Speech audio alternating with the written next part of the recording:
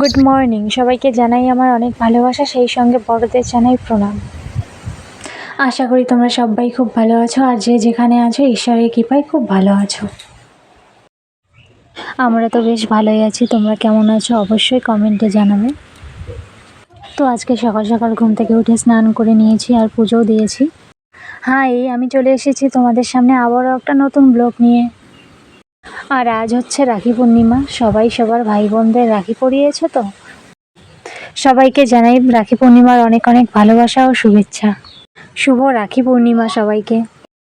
বঙ্গভঙ্গ প্রতিরোধ করার জন্য রবীন্দ্রনাথ ঠাকুর প্রথম রাখি বন্ধন উৎসব পালন করেছিলেন। সেই সময় হিন্দু এবং মুসলিমের মধ্যে ধর্মর অবস্থানটা খুব খারাপ ছিল। দুই সম্প্রদায়ের মধ্যে একতা আনার জন্যই রাখি বন্ধন উৎসব রবীন্দ্রনাথ ঠাকুর পালন করেছিলেন। তাছাড়াও রাখি পূর্ণিমা হচ্ছে ভাই ও বোনের মধ্যে মিলবন্ধনের উৎসব। আর এই হচ্ছে গোপুসোনা, গোপুসোনাকেও সবাই একটা করে রাখি পরিয়ে দিল, আর আমিও পরিয়েছি। এখন ভাই পরাচ্ছে। সকাল সকাল না এরকম মন্দিরের বিগ্রহ দেখলে মনটা পুরো ভালো হয়ে যায়।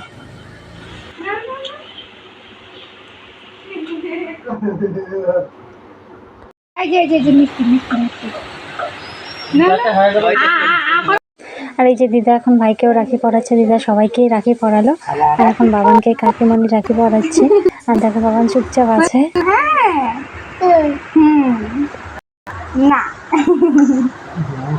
রাখি পরানোর জন্য আমি থালাটা সাজিয়ে নিয়েছি।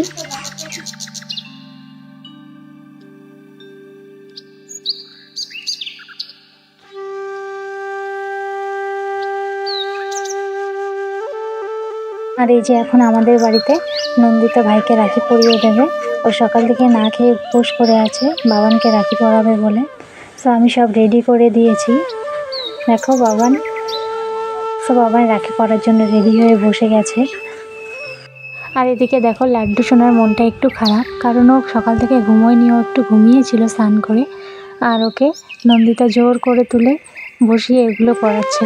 ও শুধু সকাল থেকে বলছিল যে পিসি কখন আমি ভাইকে রাখি পরাবো, কখন আমি ভাইকে রাখি পরাবো। ও পুরো অস্থির হয়ে গেছে রাখি পরানোর জন্য।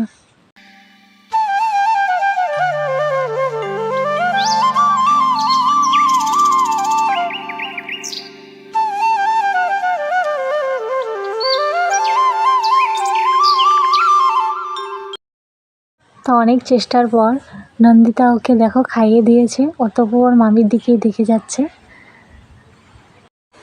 আর বাবানের কিন্তু এটা ফার্স্ট রাখি, তাই ও একটু দুষ্টমি করছে। বাট পরের বারও অনেক বড় হয়ে যাবে, তখন রাখি পরাতে ওকে অনেক সুবিধা হবে। তো অনেক কিছু দিয়ে ভুলিয়ে ভালিয়ে ওকে রাখি পরিয়ে দিয়েছে। তো এখন দেখো দিদি ওর লাড্ডুটা খাচ্ছে, আর ও এখন নিয়ে একটু হাসি দিল। আর দেখো লাড্ডু সোনা লাড্ডু খাচ্ছে। সো আমাদের লাড্ডু সোনাকে দেখো একা একা লাড্ডু তুলে খাচ্ছে। আর এখানে দিদি ওকে আশীর্বাদ করছে।